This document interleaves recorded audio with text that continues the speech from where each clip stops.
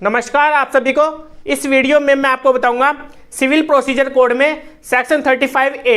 जो ये section 35A है सीपीसी में, यहाँ पर ये कंपनसेटरी कॉस्ट के बारे में बता रहा है। लास्ट वीडियो में मैंने आपको सेक्शन 35 में बताया था कॉस्ट के बारे में, और जो सेक्शन 35A है यहाँ पर ये सिर्फ कंपनसेटरी कॉस्ट के बारे में बता रहा है। अभी किस रिस्पेक्ट में यहाँ पर कंपनसेटरी कॉस्ट लगाए जा रहे हैं? अगर कोई भी पर्सन वैक्सेस क्लेम करता है या फिर वहां पर कोई फॉल्स चीज वहां पर कर रहा है, जो वहां पर प्रेजेंट कर रहा है फॉल्स, मतलब कि गलत वहां पर डिफेंस ले रहा है, तो उन केसेस में क्या करेगी कोर्ट? कंपनसेटरी कॉस्ट लगा देगी उस पार्टी के ऊपर। अब देखिए, मान लीजिए ए पर्सन ने बी पर्सन के ऊपर क्या किया? सूट फाइल किया। बी पर्सन के खिलाफ ए पर्सन ने सूट फाइल किया। अब ये जो ए पर्सन ने सूट फाइल किया है ये फॉल्स है, इसने यहाँ पर झूठा मुकदमा दायर किया है।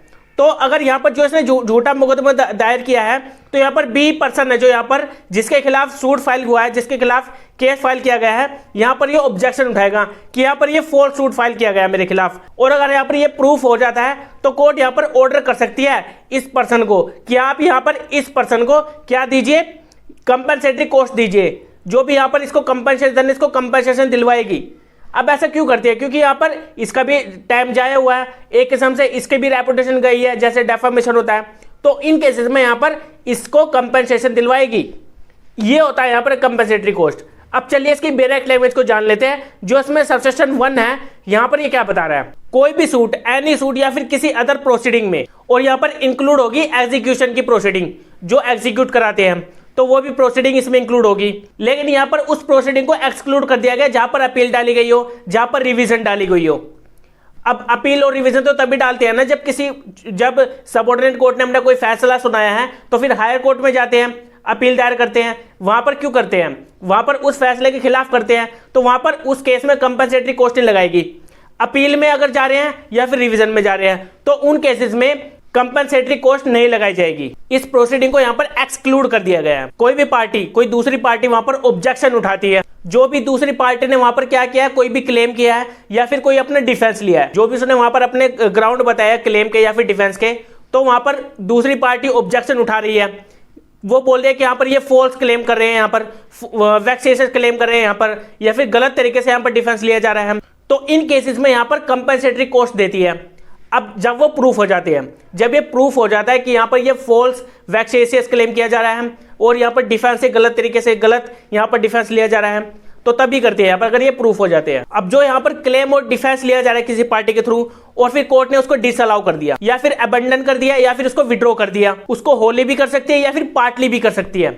जो भी वहां पर क्लेम और डिफेंस लिया गया था किसी पार्टी के थ्रू, जैसा भी कोर्ट को ठीक लगता है, तो वहां पर कोर्ट अपना ऑर्डर सुनाएगी और वहां पर कोर्ट अपने रीजन भी देगी कि यहाँ पर ये जो डिफेंस जो क्लेम किया जा रहा है किसी पार्टी के थ्रू, ये वैक्सेशियस क्लेम है, ये फॉल्स क्लेम किया जा रहा है, ये जो डिफेंस है ये फॉल्स डिफेंस यहाँ पर लिया जा रहा है। और साथ में कोर्ट ऑर्डर भी करेगी कंपेंसेशन का, कि यहाँ पर जिस पार्टी ने यहाँ पर ऑब्जेक्शन उठाया क्लेम और डिफेंस से रिलेटेड, उस पार्टी के खिलाफ जिसने क्लेम और डिफेंस लिया है, तो जिस पार्टी ने ऑब्जेक्शन उठाया ना, उसको कंपेंसेशन दिया जाएगा। अब जो उसको कंपेंसेशन दिलवाया जा रहा है, वो कितना कंपेंसेशन वहां पर दिलवाया जाएगा? जो इसमें सबसेक्शन 2 है सेक्शन 35A में ही, यहां पर ये बता रहा है कितना कंपेंसेशन उस पार्टी को दिलवाया जाएगा। Court shell make any such order for the payment of an amount not exceeding 3000 rupees. तो यहाँ पर 3000 रुपए तक का उसको क्या दिलवाया जाएगा? कंपेंसेशन दिलवाया जाएगा।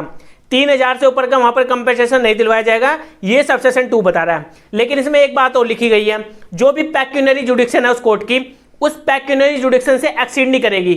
मतलब कि मान लीजिए किसी कोर्ट में केस चल रहा है और अगर वहां पर कोर्ट ने कंपेंसेशन ऑर्डर किया है, मतलब कि उस पार्टी को कंपेंसेशन दिलवाना है, तो वहां पर उस कोर्ट की पावर सिर्फ 2000 रुपए तक है, तो वहां पर वो 2000 रुपए तक की वहां पर कंपेंसेशन दिलवाएगी। वहां पर उससे ऊपर नहीं जाएगी कोर्ट, उससे एक्सीड नहीं करेगी अपनी पावर से, जो भी उसकी पेक्यूनरी जुडिक्शन है। और अब इसमें प्रोवाइजो भी दिया गया है सबसेक्शन 2 में।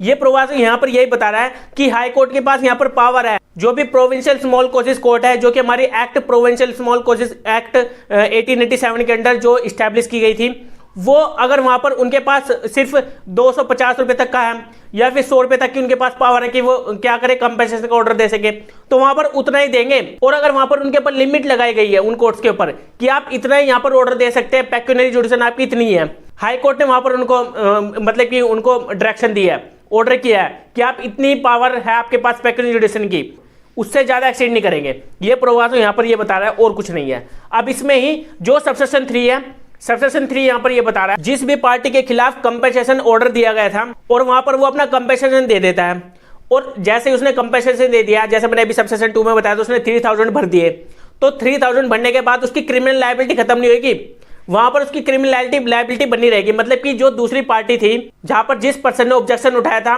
कि यहां पर जो फॉल्स और वैक्सेशंस क्लेम किया जा रहा है, यहां पर जो पर्सन डिफेंस ले रहा है गलत तरीके से, तो वहां पर उसके खिलाफ मतलब कि सूट फाइल कर सकता है वो आगे। मतलब कि जैसे डेफामेशन होता है कि मेरी रेपुटेशन वहां पर हार्म हुई है, तो उन केसेस में वहां पर वो अलग से सूट फाइल कर सकता है। हालांकि उसने कंपेंसेशन अपना दे दिया पार्टी ने, लेकिन फिर भी वहां पर उसकी क्रिमिनल लायबिलिटी खत्म नहीं होगी। ये सबसेक्शन 3 यहां पर ये बताने की कोशिश कर रहा है, क्रिमिनल लायबिलिटी वहां पर बनी रहेगी उसकी, चाहे उसने कंपेंसेशन भरा हो या ना भी भरा हो, लेकिन उसकी क्रिमिनल लायबिलिटी बनी रहेगी। वहां पर दूसरी पार्टी के पास राइट होता है कि वहां पर उसके खिलाफ क्या कर सके, रॉन्ग प्रोसिक्यूशन का सूट फाइल कर सके वहां पर। जैसे कि डेफामेशन है, मतलब कि रेपुटेशन हार्म हुई है किसी पार्टी की, तो वो डेफामेशन के लिए जाएगा ना, वहां पर सूट फाइल करेगा उस पार्टी के खिलाफ।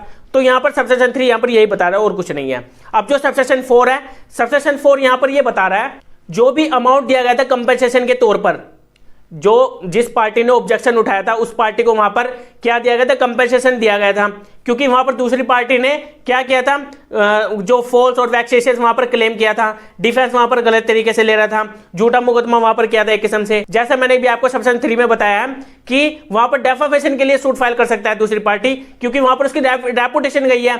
तो उन केसेस में अगर वहां पर डेफामेशन के लिए मान लीजिए 50,000 रुपए क्या उसने वहां पर क्या किया, क्लेम किया कि मेरी यहां पर रेपुटेशन हार्म हुई है, मुझे यहां पर क्या दिया जाए, कंपेंसेशन दिया जाए। तो वहां पर अगर 50,000 का कंपेंसेशन ले रहा है, तो वहां पर यह ध्यान में रखा जाएगा कि जो पहले उसने कंपेंसेशन दिया था, जो सबसेक्शन 2 के अंदर मैंने आपको बताया अभी कि 3,000 रुपए तक का वहां पर जो उसने कंपेंसेशन दिया था, उसको ध्यान में रखा जाएगा। वहां पर जो उसने 3,000 रुपए अपने पहले दिए थे पहले वाले सूट में, तो वहां पर वो 3,000 रुपए ध्यान में रखे जाएंगे। मतलब कि वहां पर अगर 50,000 रुपए का वहां पर ऑर्डर किया कोर्ट ने कंपेंसेशन का, क्योंकि वहां पर उसने डेफामेशन का डाला था केस, तो वहां पर उसकी रेपुटेशन हार्म हुई थी, तो वहां पर कोर्ट ने 50,000 रुपए का उसको अवॉर्ड कर दिया कंपेंसेशन। मैं आपको एग्जांपल के तौर पे समझा रहा हूं, ठीक है। तो इसमें यही बताया गया है कि यहां पर पहले वाला जो उसने पहले जो कंपेंसेशन दिया था उसको ध्यान में रखा जाएगा अगर उसने दोबारा सूट फाइल किया उस रॉन्ग प्रोसिक्यूशन के लिए। मतलब कि वहां पर रॉन्ग प्रोसिक्यूशन के लिए वहां पर उसने सूट फाइल किया। तो अब आपको ये क्लियर हो जाना चाहिए जो कंपेंसेटरी कॉस्ट होती है वो कोर्ट कब लगाएगी, कितना लगा सकती है और कब कब उसकी क्रिमिनल लायबिलिटी बनी रहेगी, ये आपको क्लियर हो जाना चाहिए। अब अगर इसमें आपको फिर भी कोई डाउट होता है तो आप डिस्क्रिप्शन बॉक्स में आप कमेंट कर सकते हैं, और अगर आपने मेरे टेलीग्राम चैनल को सब्सक्राइब नहीं किया है तो आप टेलीग्राम चैनल को भी सब्सक्राइब कर लीजिए, जिसमें आप मुझसे क्वेश्चन कर सकते हैं। और अगर आप मुझसे पर्सनली बात करना चाहते हैं तो आप मुझे कॉल मी 4 ऐप पर मुझसे बात कर सकते हैं।